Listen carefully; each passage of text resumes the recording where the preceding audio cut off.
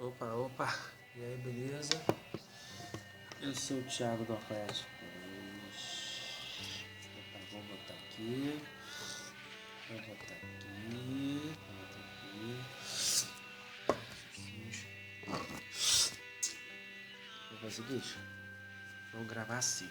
Assim mesmo. Que é. Essa porra aqui tá foda de deixar alinhado pra gente conversar e tal. Eu resolvi falar um pouquinho sobre a história do CD Memorial. Vou contar um pouquinho pra vocês como é que isso surgiu, né? Primeiramente surgiu por causa dessa blusa aqui. Não sei se vocês estão vendo. Ela significa oculto. Aqui atrás tem outra também, escrito oculto também. Não sei se dá pra ver. Talvez se não der, tá bom. Essa blusa eu comprei no brechó lá no centro do Rio, na época que eu trabalhava no Rio. Eu achei essa blusa interessante porque ela tem dois significados. Tem o significado oculto de ser oculto e oculto de cerimônia religiosa. E na época eu achei muito barato. Eu trabalhava no Rio, fui lá, comprei R$10. E eu comprei e eu uso ela como amarrador até hoje. E foi a partir desse nome que começou a surgir o CD Memorial. E a primeira música também. Por que surgiu no oculto? Na época do começo das gravações, eu tava numa fase muito complicada na minha vida de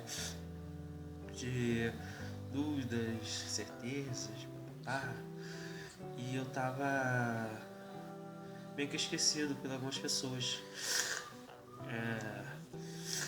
Eu a faixa estava parada na época, né? Porque eu comecei a trabalhar de noite, de segunda a segunda, então não tinha condições de eu continuar tocando com a banda assim direto como tocava. E também as músicas começaram a sair, tanto que o Felipe e o Ayrton agora tocam na Lemures, Voadores, o Juan agora tá na Sons of Marine, e cada um seguiu seu caminho e eu fiquei sozinho na época. Então faz. Eu fiquei sozinho, tanto que a banda meio que leva só minha arte. É meio que se fosse só eu fosse o Fast Friends e as pessoas fossem os convidados. Mas aí eu comecei a passar por isso, né? De ser oculto. Isso me deixou um pouquinho mal, porque na época eu sempre fui uma pessoa muito conhecida no underground, tanto que eu tive quase, sei lá quantas bandas, era conhecido como um homem de 1000 bandas. E tem uma época que eu toquei 8 bandas, tive 8 bandas tocando ativamente na cena underground. Teve shows que eu tocava com 3, 4 bandas, era uma loucura na época. E isso me deu uma popularidade muito interessante na época. E o que acontece? Isso também criou muita inimizade. Também. Eu sempre fui uma pessoa que nunca guardei. Eu sempre pude guardar algumas coisas, mas também nunca pude guardar. E certas coisas que eu falava gerava uma certa. Como é que eu vou dizer? Um certo incômodo para algumas pessoas. Então o que acontece? Eu comecei tive um problema com a minha ex-banda, que eu vou mencionar o nome agora. Deixa eu só ver uma parada aqui, eu contando aqui rapidinho.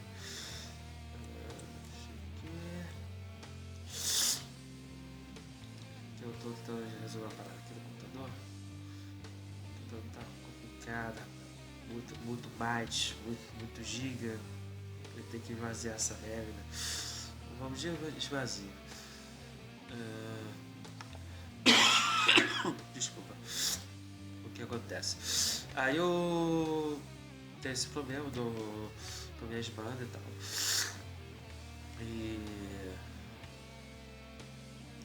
E foi mais ou menos assim complicado de saber lidar com isso, né? Que eu tava numa fase de término de muitas coisas, namoro, sair de banda, tanto que eu saí dessa banda. E isso nessa época criou um certo problema, que não sai de uma forma tão amigável. Apesar de ter sido mal interpretado por muitas coisas, né? Mas aí não saí tão amigável. E isso criou uma certa inimizade com pessoas que até desconhecia na época. E conhecia, porque o que acontece? Eu nunca fui a favor da. Não que eu nunca fui a favor, eu sempre tive dúvidas da questão da coletividade das pessoas, né? Essa questão de aceno, sabe? É algo que isso me gerar muitas dúvidas, porque você ter uma banda, você se lembra de cena, união da cena, é bem complicado, que você não sabia se a pessoa estava sendo sincera ou não com você. E isso foi uma coisa que eu sempre cobrei com a Fast Fãs, a sinceridade, né? Então eu comecei a ver isso como estranho, que muitas pessoas viam muitas artes e falavam que a arte era maravilhosa, apoiar e tal, tal, tal. Mas era uma questão de apoiar pela questão de interesse. Isso nunca foi meu foco. O meu foco sempre foi. Sim, tem o interesse, mas não o interesse de vangloriar o ego, mas sim é, alimentar a arte underground. Que um dia de alguma banda possa virar mainstream. Isso nunca foi meu. Isso de apoiar a cena por ela nunca foi meu foco. Nunca, nunca. Então eu preferi me afastar de certos coletivos ou panelas, né, por causa disso. Porque vi muitas injustiças com muitos amigos, muitas bandas que eu conheço e tal, ativas até hoje, deixaram de tocar em eventos bons porque certas produções recusaram porque amigo X, amigo isso era melhor. Sendo que musicalmente não era. O que era melhor era uma boa gravação. Sinceramente, desculpa, eu pouco me fodo para isso. Eu tô me fudendo para isso. Porque o que me importa não é se é bem gravado. Porque toda capa de um livro é bonitinha. Assim, toda não. Tem capas que são bonitinhas, mas os conteúdos são uma merda. E eu falo disso em muitas bandas que eu conheço, que eu já toquei e que eu convivo na cena, assim, direta e indiretamente, que são uma merda. O conteúdo é um lixo. Então, baseado nisso, eu preferi me afastar, porque o Alphaville Front também sempre foi uma banda cobrada por ter um trabalho bem feito é, no, é, na indústria fonográfica, né? Não sei se essa palavra é certa, mas esqueci dela também. Então, eu sempre gostei de gravar do jeito que eu gravo até hoje, tanto que o CD foi gravado desse jeito, em casa, com meu IPzinho, com meus VSTs, com o Additive Drums, o Amplitude, o Waves e que se dane. Comecei a gravar disso com a ajuda do meu amigo Elísio, um grande abraço também. Que ele sempre deu algumas dicas, lógico que não foi das melhores, assim, é, porque eu também nunca tive recursos bons, mas eu sempre consegui tentar fazer o trabalho do Alphaville Front como se fosse o mais legal para todos. Assim, não o melhor, quem dera se fosse melhor, mas eu tentei fazer no meu alcance, o mais agradável. Então, sempre foi assim. Lógico que tem pessoas que falam assim, pô, Thiago, você não grava no estúdio legal, maneiro, pá. Mas as pessoas sempre falavam, mas nunca agiam. E tipo assim, pô, legal, vai me convidar? Poucas pessoas me convidavam, mas tipo assim, eu nunca gostei do 0800, sabe? Eu sempre de remunerar serviços. E felizmente na época não tinha como eu fazer isso. Porque a Stephanie estava grávida e eu estava passando uma situação conturbada, que eu estava começando a morar sozinho na época também. Que minha mãe tinha acabado de falecer, eu tinha tomado um baque, era filho sozinho morando com ela. Eu assim, caralho, que merda, cara.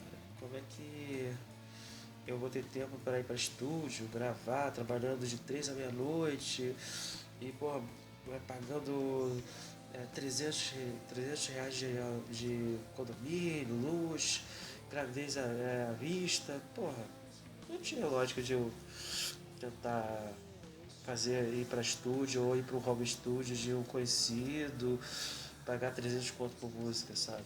Ou pagar 1.000 contos por um CD. Não era isso que eu queria. Tanto que eu tava realmente no oculto, então não precisava fazer isso. Eu precisava só de já gravando em casa, de boa, na boa. Então eu comecei a gravar as músicas assim. Comecei a primeira música do CD, que no caso seria EP, com 6 músicas, se não me engano.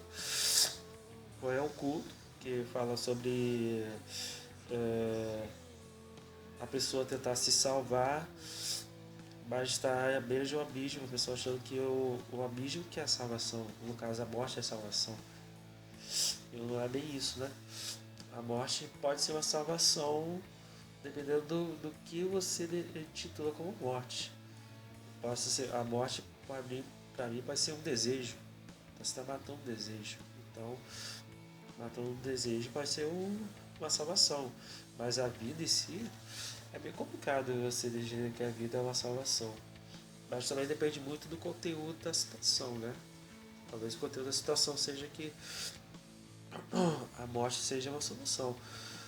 Mas aí eu falo muito disso, que será que o abismo é uma salvação? Porque nessa época eu tava um pouco complicado, assim, tava passando por um período muito conturbado, pessoalmente, pessoalmente. Aí veio a prosa de eu pesar, que é a música que fala sobre o total sentimento da perda da minha mãe. Que eu morava, era eu e ela, eu sempre fui caçula. Então quando ela veio falecer de um momento assim, tipo, do nada. Ela foi fazer um exame de. Exame não, foi fazer tratamento de pele lá no Alcântara e ela teve problemas de respiração. Não foi nada com a clínica que ela foi. Ela foi no balcão, pelo que eu acho que me contaram, foi no balcão. Aí deu os documentos dela, sentou e daí começou a ter problemas de respiração. Não durou nem um minuto e infelizmente veio a óbito. Nessa época eu tava trabalhando. Eu cheguei lá, cheguei em estado de choque. Falei assim, caramba, eu acabei de falar com minha mãe e ela já nos deixou? Como assim, cara? E tipo assim, eu tava só eu, era eu e ela aqui em casa.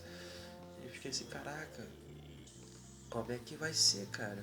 Eu morando sozinho, tipo, vocês disseram vocês, eu nem sabia fazer comida, cara. Tipo, a responsabilidade era zero. Eu só trabalhava porque eu tinha que trabalhar, porque já era homem de 28 anos, na época, se não me engano, 28 anos, então já tinha vergonha na cara, já tinha que agir como homem, né? Ajudar minha mãe em casa e criar uma certa independência é, em prol de criar uma família e criar uma independência, né? Mas eu sempre fui independente dos meus pais, sempre, sempre, sempre. Aí veio a falecer na época e eu falei assim, caralho, e agora, cara? Como é que eu vou fazer? E eu fiquei vivendo assim. Felizmente a Stephanie veio morar comigo, aí comecei a ter um certo pé no chão. Aí eu comecei a gravar, comecei a gravar essa música, daí que eu tava muito doido, cara. Eu tinha tomado uma embriaguez level aspect, sabe? Level máximo. Eu tava muito doido quando eu gravei essa música.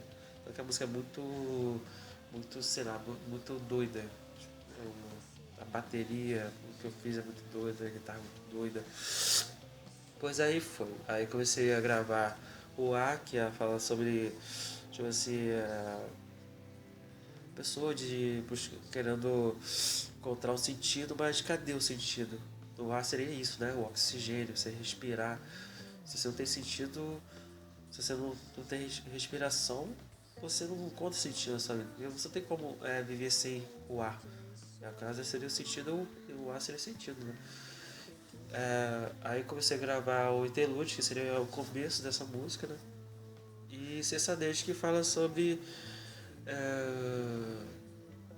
Deixa eu lembrar aqui. Que são 12 músicas, né? Então fica meio difícil lembrar cada uma assim de cara. Fala sobre. Caramba, cara. Incessadez. Fala sobre incessadez, né? A palavra diz, né? De você realmente abandonar ou você realmente quiser viver uma história, né? é meio que uma pergunta a música, né? De se você vai viver, não vai, se você vai buscar, não vai, o que você realmente deseja, né? Aí seria mais ou menos isso. Aí o que acontece? Eu comecei a. Vamos mudar um pouquinho, que eu vou no banheiro. Aí comecei a gravar essas músicas e daí começou a surgir o convite para participar em Vassouras, no Dia da Música. O Douglas Musa, um abraço para ele, convidou o Fight Front para passar no Dia da Música, lá em Vassouras. Eu fiquei encantado pelo convite, porque eu tinha escrito a banda somente por escrever. Eu achava que seria convidado num evento tão maneiro como é a cena do Clave de Dó, lá em Vassouras, e pela região Centro-Sul. Então eu falei assim, caramba, cara, que maneiro, realmente minha banda deve ser muito legal, né? Porque, tipo assim, eu sempre chutei, o Fast Fresh é maneiro, é legal o Fast Fresh. Mas, sinceramente, eu nunca, poucas pessoas me passaram sinceridade ao dizer isso. Muitas pessoas falam que é legal. Tipo, é legal. Mas são poucas pessoas que falam a crítica. As pessoas que fazem a crítica dizem, poxa, você podia gravar melhor essas músicas, fazer uma mixagem melhor, uma masterização melhor. E é o que eu sempre falei, eu vou cagar pra isso, porque o importante não é a capa do livro, mas sim o conteúdo do livro. Quantas e quantas pessoas gravam músicas maravilhosas, mas o conteúdo é uma merda. Então eu não quero ser essa merda, eu quero fazer o que Deus permite. Se eu tenho aqui em casa os programinhas que eu tenho, eu vou gravar desse jeito, que se dane. Quem gostou, gostou. Quem não gostou, um abraço, sabe? Aí o que acontece? Eu comecei a gravar as músicas, né? Do Fight Front, baseado no Faça Você Mesmo. Então, gravando assim, pouco a pouco.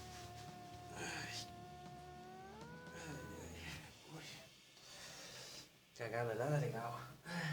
Acho que você come algo gorduroso de noite? Putz, cara. Nada legal. Deixa eu dar uma aqui.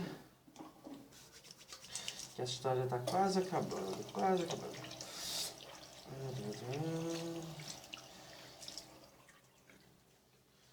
Descarga.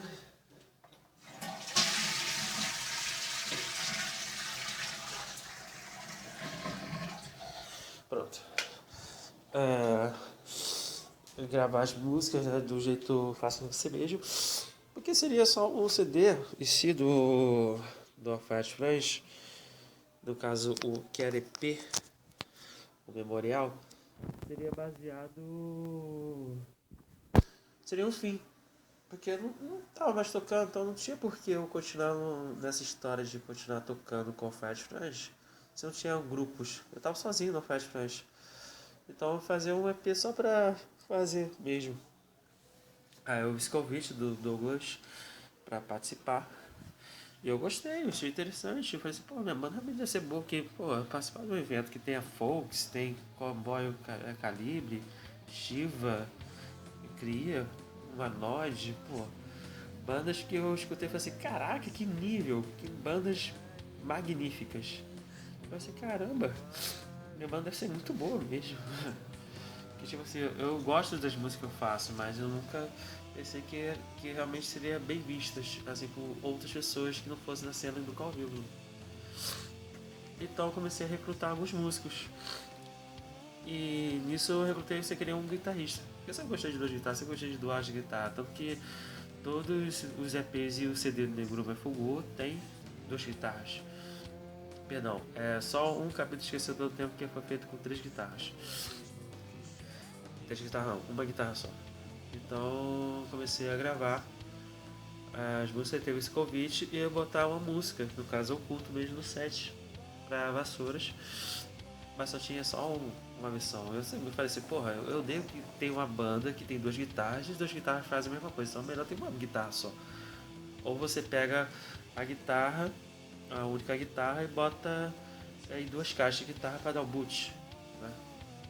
Tá certo, isso aí seria como se fosse duas guitarras. Assim, de uma forma bem idiota falando. Então eu sempre gostei de duas guitarras, então eu tive que começar a fazer uma segunda guitarra para o culto. Aí eu comecei a gravar, falei, pô, ficou legal, hein, cara. Gostei, gostei mesmo. Aí salvei essa, essa guitarra e comecei a regravar todas as músicas, novamente com duas guitarras. Aí gostei do resultado, achei o resultado maneiro. E foi daí que começou a surgir outras músicas, como 5h20 da manhã, que é baseado na história que eu tive, que nessa história aí já começou a ter outra etapa.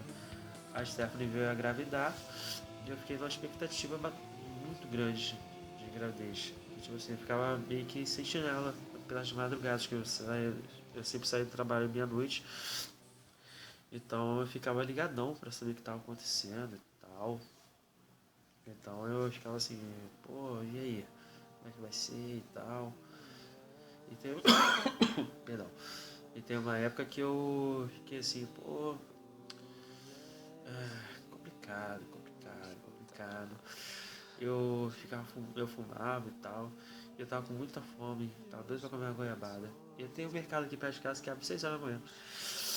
Eu tava doido pra comer goiabada na época. Aí eu continuei gravando pra ver se estranha essa ansiedade, esse desejo. Aí eu desci 5h20 da manhã pra fumar um cigarro com o porteiro aqui do condomínio. E aí sem querer eu vi o mercado começando a abrir. Eu falei, pô, que felicidade, cara. Então aqui a música é baseada nisso, né? Do desejo, né? De encontrar o melhor. E também é meio que uma homenagem às pessoas que acordam cedo pra procurar o seu ganha-pão, né? Como eu também já fui uma pessoa dessa e futuramente possa ser também, né? Uma pessoa que ganha cedo, acorda cedo pra ganhar o seu ganha-pão. Aí daí vem as músicas, vem pro Psi, que você fala da história que eu tive com muitas pessoas, tive muitas amizades que se perderam porque eu disse isso, disse aquilo. É o tal do ego inflado, né? Que é um problema sério que a sociedade vive, né? Infelizmente. E meu amigo também é uma música muito bonita, mas entre aspas, que é meio que um deboche, né? No caso, eu tive muitas amizades que acreditavam que era pra sempre e por causa de uma coisa ou outra que eu disse acabou se desvinculando. E daí veio a Sucatas também, que seria uma revelação que eu ia fazer pra minha mãe, né? Meus irmãos, na época de comecei a fumar e tal, não sou aquele garoto bonitinho e tal. Mas felizmente minha mãe veio a falecer, não precisou saber disso. E na época eu tava querendo fazer. Tava com esse desejo de voltar, não voltar, voltar, não voltar. Eu comecei a gravar as músicas meio estilo post-rock. Uma delas foi a Preta e Xó, que no caso significa cheiro de chuva. Na época que eu comecei a gravar essa música, tava chovendo muito aqui no condomínio. Muito, muito, muito, muito. Eita, chovia que uma desgraça. E eu tava querendo fazer uma música muito ambiental, muito doida. Aí eu comecei a gravar essa música, a Preto e Shop, com uma guitarra só. Como houve essa sensação de entrar outra música, tive que gravar duas guitarras, tanto que o dual de guitarra no final dela, pra mim, é uma das duas mais lindas que eu já fiz. Né? Para as músicas do Alfred Fresh. E daí veio o Memorial. Memorial queria fazer uma música estilo meio a capela, meio gospel. Não gosto do estilo protestanista, mas no caso o cristianismo em si. Uma coisa meio religiosa. Queria fazer uma coisa assim que desse uma tonalidade de como se fosse música religiosa. Então eu comecei a gravar Memorial nesse estilo de sentir calma, tanto que a música é tranquilona, a música muito apaziguadora, né? Eu acho que essa palavra é certa, enfim. E foi daí que começou realmente, depois que eu fui ver o Memorial, que era pra ser 5 No caso, perdão, que ia ser 6, virou 12. 12 músicas. Assim, caraca, velho. 12 músicas. Eu só queria fazer 6. Era só pra ser uma brincadeira. E eu comecei a trabalhar as mixagens, a masterização. Lógico que não é das melhores, mas as mais sinceras, pode ter certeza disso. Eu comecei a fazer isso e foi. É o que tá no Bandcamp, né? Futuramente vai estar nas plataformas digitais de streaming, né? Como Spotify, Deezer, os caralho a 4. E foi daí que começou a surgir o Memorial, né? O CD que ainda tem esse conceito de fim, né?